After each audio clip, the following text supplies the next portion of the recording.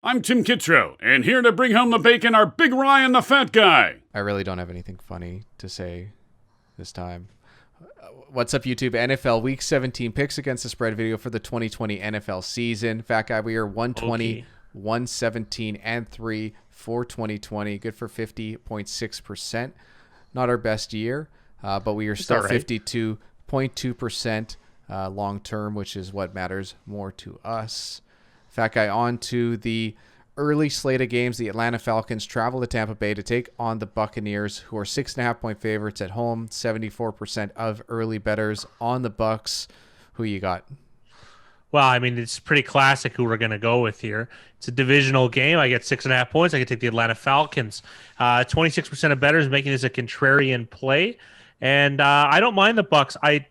You could have got a look ahead at 7.5, and I think that really would have been the way to go. They don't have the numbers released for where the money is situated, but I would be willing to wager that the money is about 50-50. And I would imagine most pros are on Atlanta. This is a total pro spot. And don't say, oh, yeah, the Bucs are going to kill them. Yeah, they could. But Atlanta could also have performances where they almost beat the Kansas City Chiefs.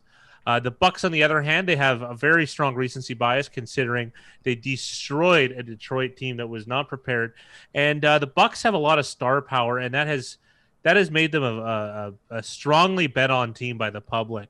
The public have interest in betting the Bucs. They like stars. They like people like Tom Brady. And this is a good pros versus Joes game. I'd like to get 7 or 7.5, but there's nothing wrong with betting 6.5, then betting 7. And then if you get 7.5, bet that too. So I do like the Atlanta Falcons in the contest, and I like them in real life. And next up, the Dallas Cowboys travel to New York to take on the Giants, who are 2.5-point underdogs at home. 21% of early bettors are on the Giants. Fat Guy, who you got? Yeah, well, I'm going to go the Giants, clearly. This is another contrarian play. I will say this, though. The Cowboys do have even more money than the 79% that is shown. And there was a look-ahead line way in advance that would have had the Giants as 3.5-point favorites. Now, when you consider how, look-ahead lines are probably about 2 weeks before, perhaps a week, 10 days, it's in that ballpark. It does vary. So think about what has changed. Are the Giants really, 5 points worse at hovering over key numbers, which realistically, what are they, 20% worse than they were 2 weeks ago? I don't think so. And realistically, the Giants haven't served me well the last 2 weeks, but I do think they're capable of really strong performances. And even from a handicap perspective, I don't mind their chances against the Dallas Cowboys, who have been relatively hot coming off a win.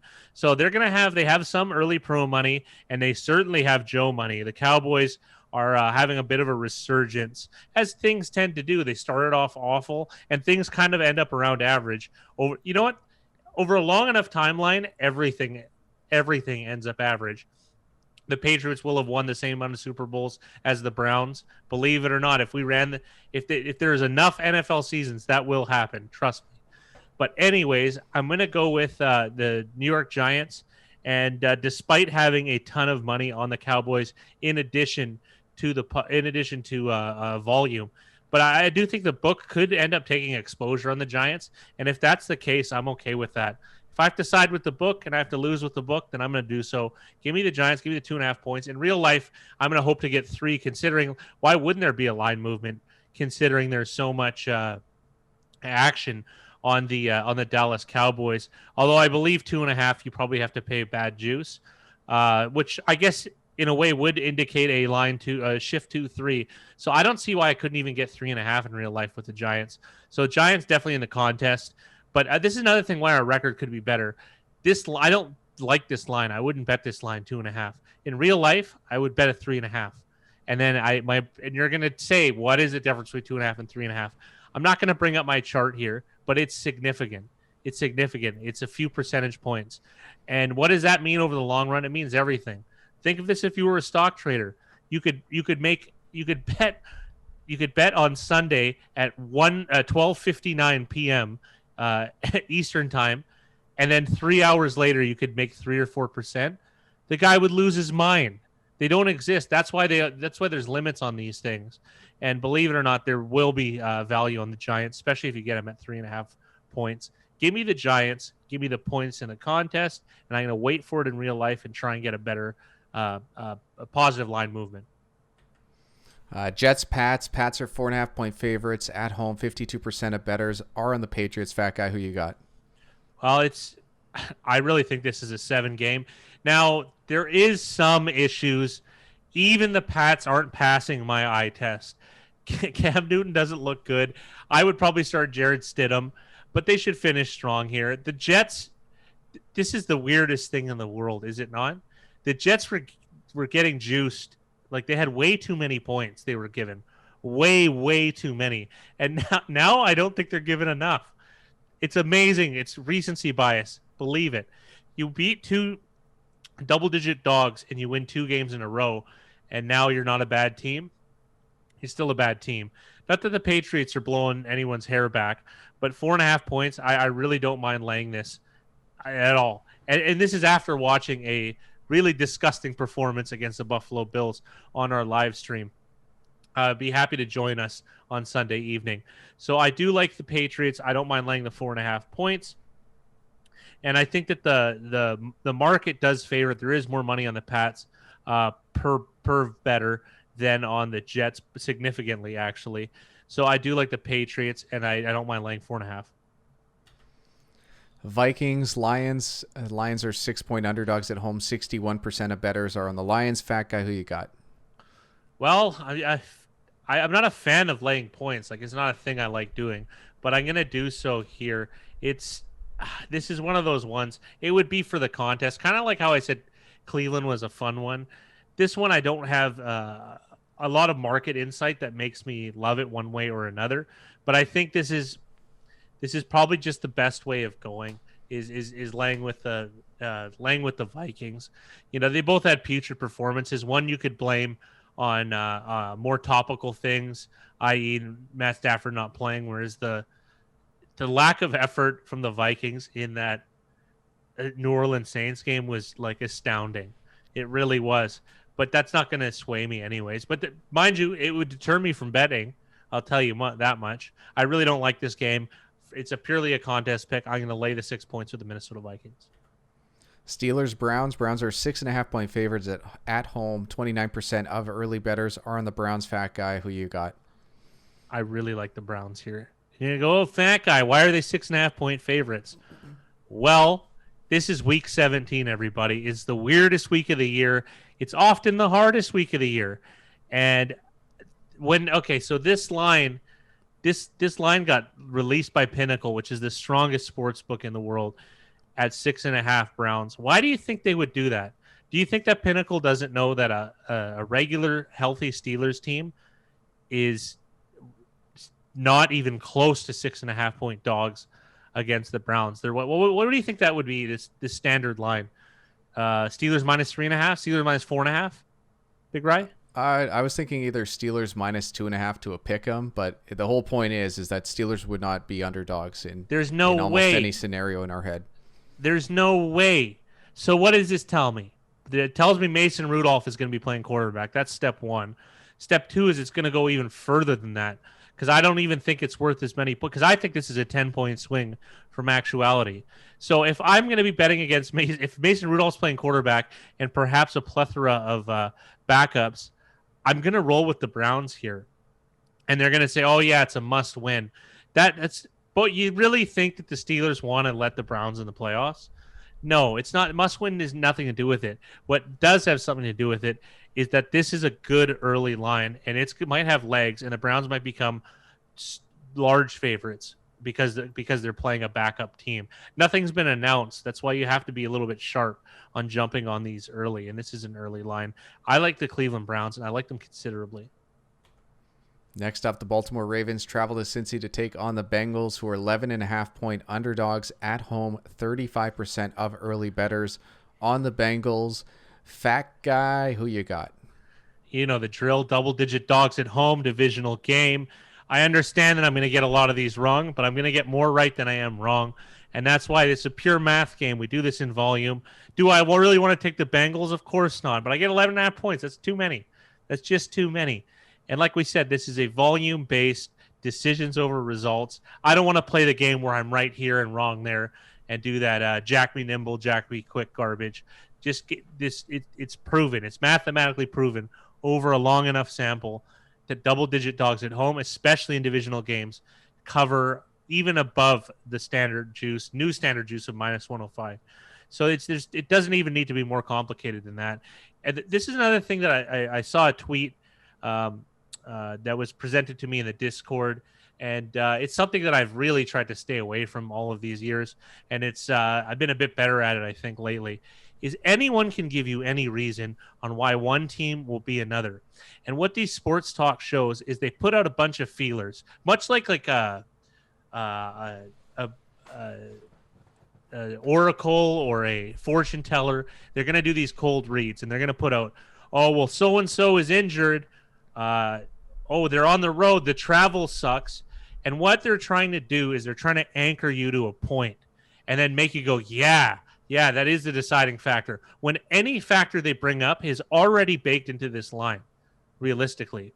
So this number that's there is we have to figure out what side it has, if there's a side that has value on this number. That's all that really matters. It doesn't matter what team, what you believe about one team. Believe it or not, none of us are really special. There might be that one survivor winner, but this is the truth.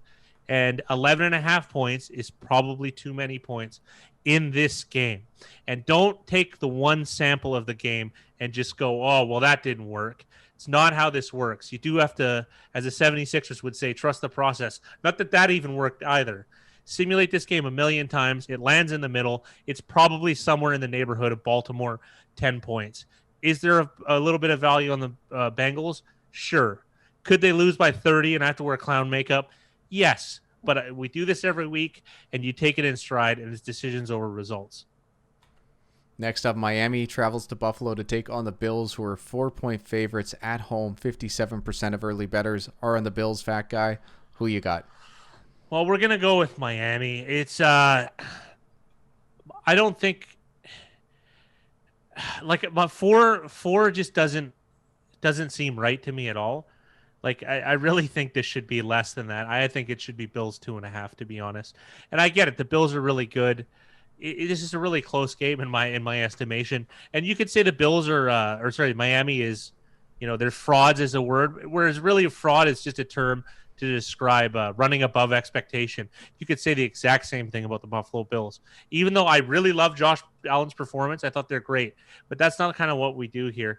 I do think that the Dolphins have a little bit more money on them per volume better than the Bills do. It is an early market, though, and I think 4 points is just too many. I'm not sure if I'm going to wager on this game, though, just yet. I have to do a little bit more research about seeding, I think, before I make a confirmation. And there is a difference if – this might not have the actuality of who's playing baked into it, so that if there are changes, then you will see a line shift probably, right?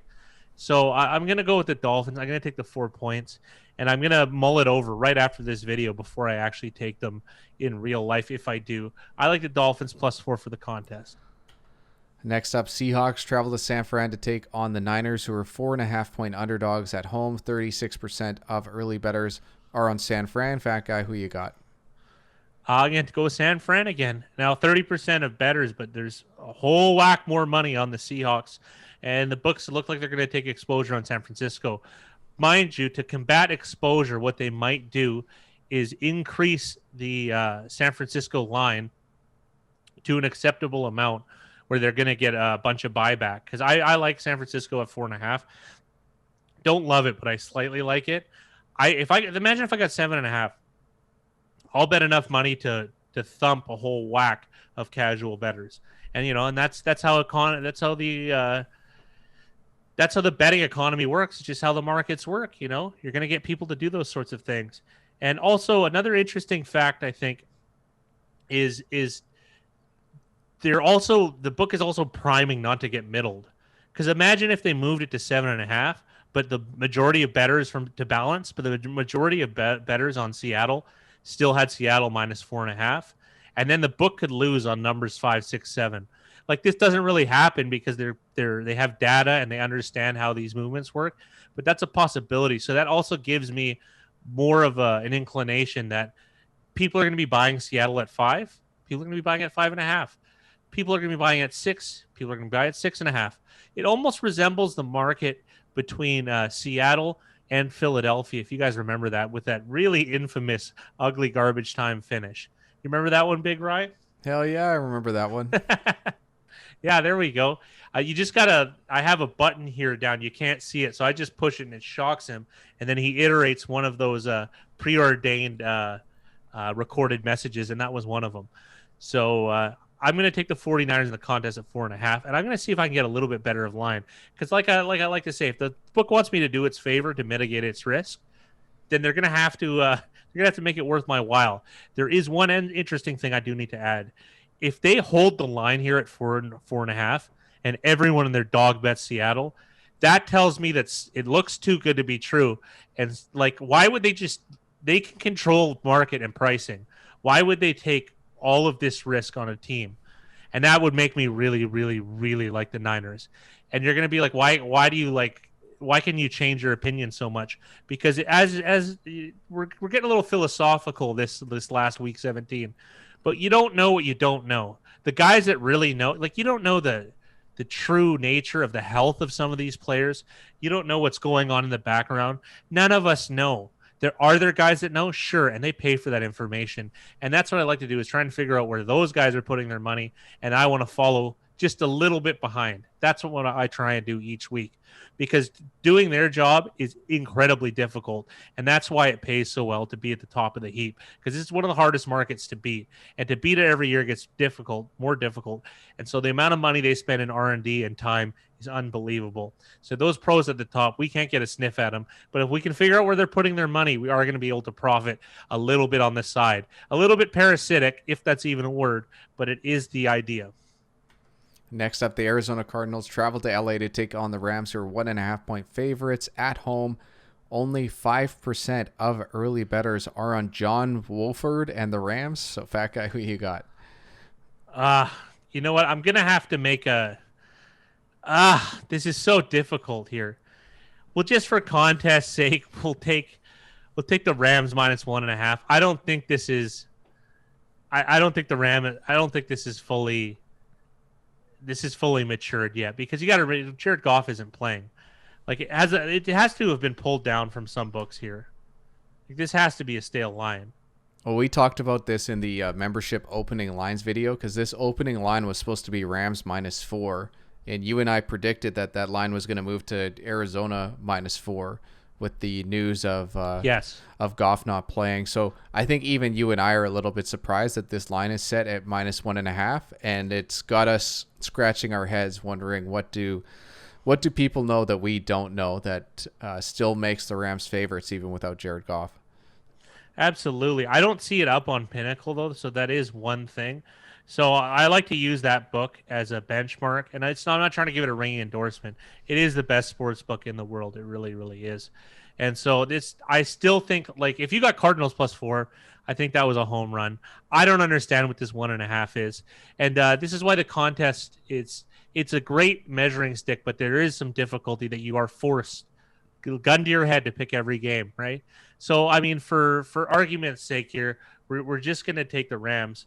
But it's realistically, if I'm going to bet the Rams and John Wolford or whatever, I'm going to need more than 1.5. So I'm not going to bet it in real life. Just out of curiosity, I'm going to take this with seemingly the ultra contrarian play in the Rams -1.5.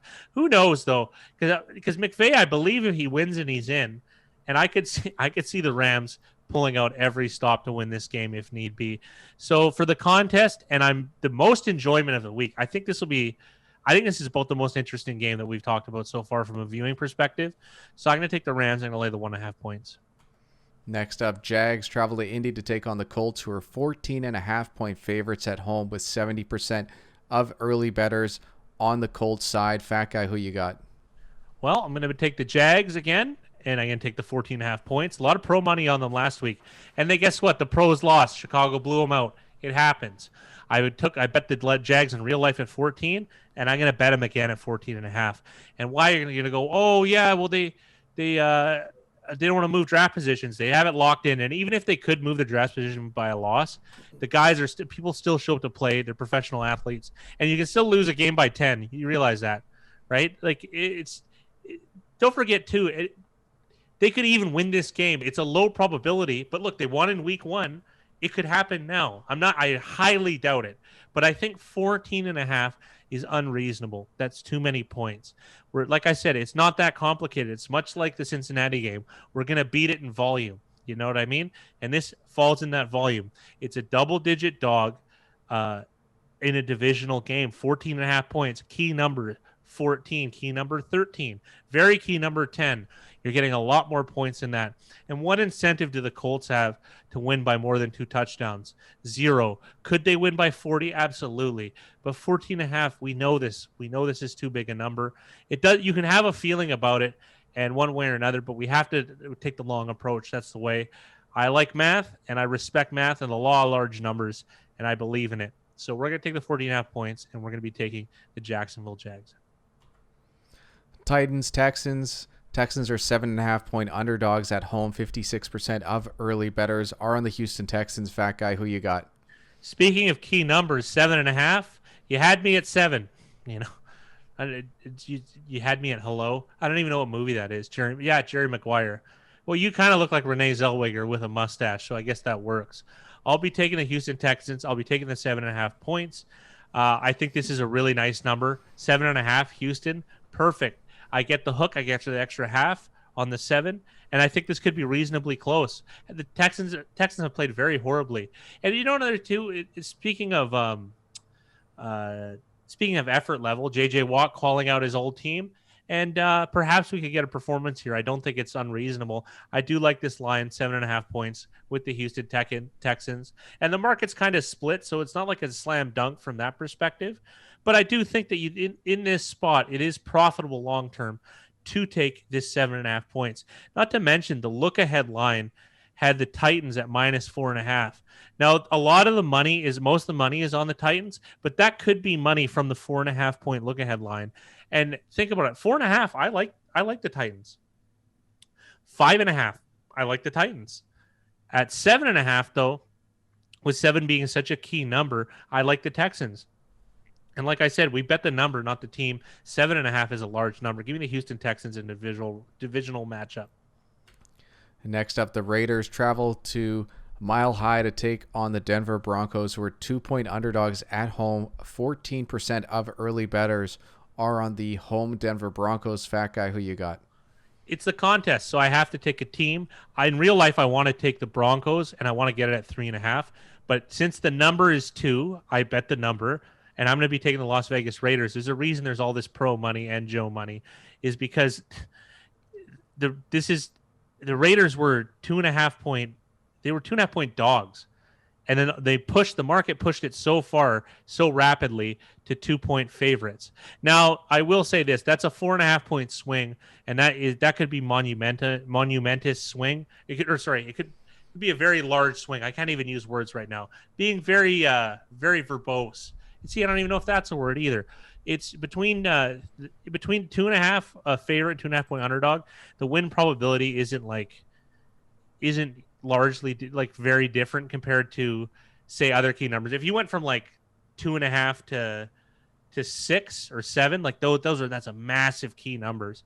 1 and 2 aren't key numbers realistically. So I can this is pretty much a bum line on the Raiders. But it's not the worst line that I think that could end up with. So at this price, I like 2. And if someone got Raiders +3 and then they could middle with Denver +3.5, that would be the play, because 3 was available as a look ahead. Now that guy would be really sharp, and he would have, the numbers push frequency on the Raiders +3. Then he'd have Raiders +2, 1, win by 1, win by 2, win by 3. And this is assuming the market does get to 3.5. For the Denver Broncos. So in real life, I'm going to try and bet Denver at 3.5, but I like in the contest the number 2. So I will be laying the 2 points with the Raiders in the contest, much to the chagrin of contrarian theory at the moment. But I don't think it'll end up being a contrarian play, taking the Raiders -2. It would be, I think taking the Broncos +3.5 will end up being contrarian.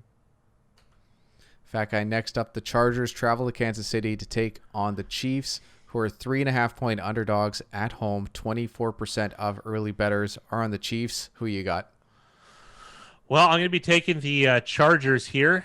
3.5 points. You got to remember the Chiefs have it locked up. They have no reason to play. They haven't announced anything. Hey, they could start Mahomes. I doubt it. I could see him playing a quarter though, something like that. And I think a lot of backups are going to end up playing. That's why the Chargers are favored when realistically they shouldn't. Week 17 is a weird one. You guys know that.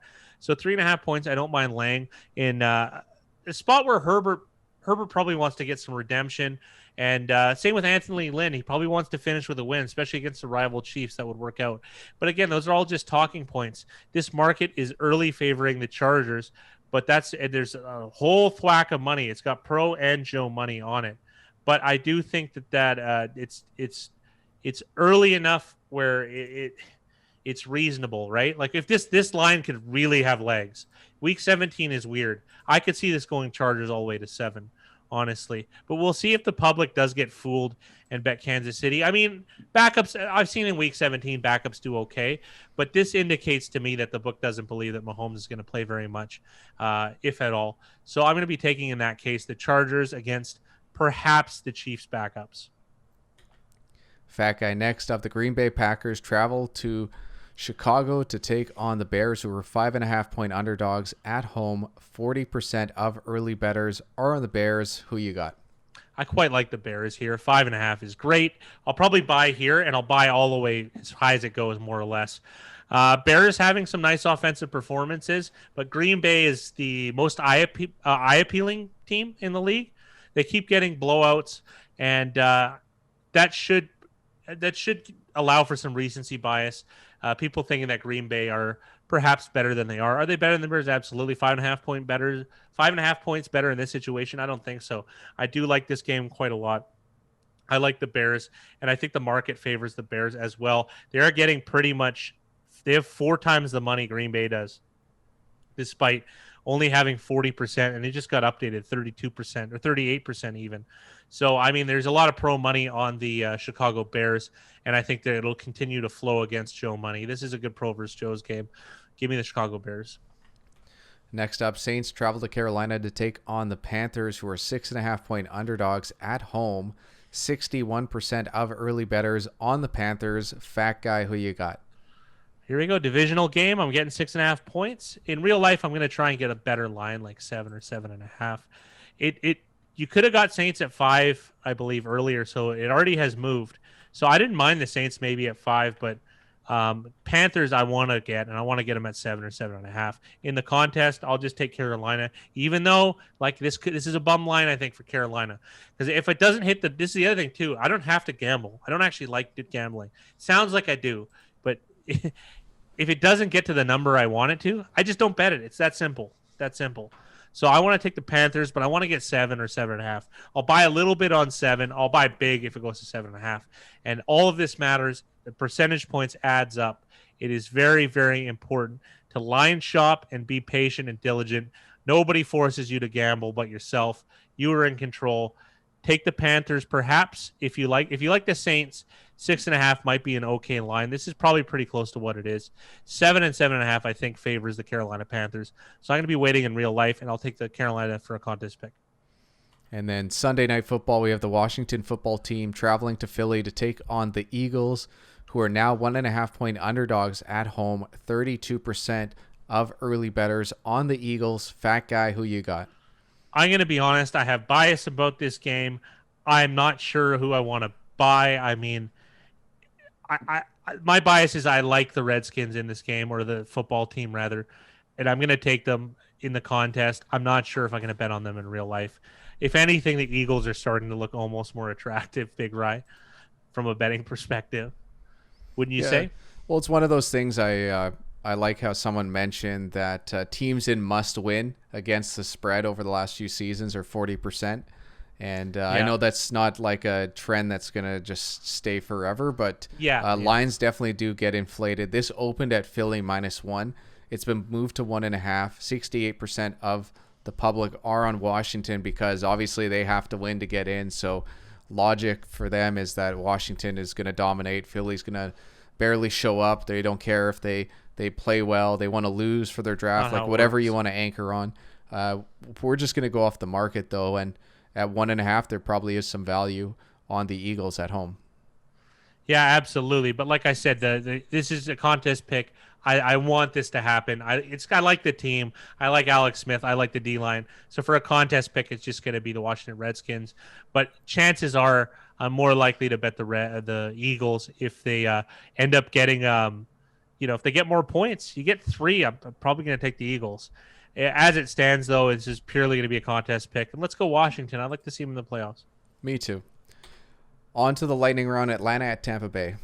Atlanta Falcons. Dallas at the New York Giants. New York Giants. Jets Pats. New England Patriots.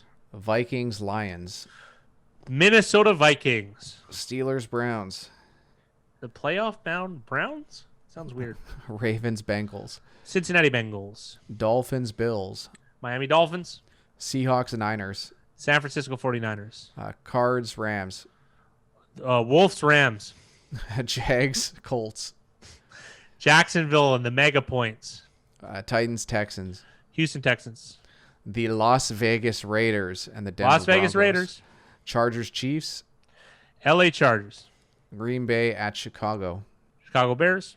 Saints Panthers. Carolina Panthers. And for Sunday Night Football, winning in Washington Football at the Philadelphia Eagles. This is the first fan pick I've made on this show. The Washington Football Team. Congratulations to AKA Jive Turkey for winning the 2020 Week 16, 11-5. He wins with the OU. I think he had 40 somewhere around that. And it's Price is Right rules. And go ahead. What Price is Right rules means closest to without going over. So you can't have a higher estimate than what actually happens. He had 40. It ended up 47? 47, I want to say. I think it pushed. Yeah. It was a push on the OU at 47. Congratulations to Jive Turkey and congratulations to 888 for both going 11-5 this week. Wook Dog, shout out to Wook Dog for going 10-6. Also can't think of a name. Merry Christmas, Big Ryan the Fat Guy. Merry Christmas to you, sir. Art 999, Cassone with his still impressive 10-6. Tanker Sting 10-6. Sloppy Solola 10-6, and Tony 2930 at 9-7. Congrats to all of you guys. And then on to the picks against the spread overall. Cassone, unbelievable. He's 61.4% for the year. 1 week left. He's got a 10-game lead. Pretty much flip your coin, put in whatever you want. You're probably taking this home. So you're anything could happen, Big Rye. Anything could happen. Just make sure you get your picks in, Cassone. We've also got Dublin Guinness, who really is the only contender who could catch up at 135. So Dublin Guinness needs to go 10 plus wins.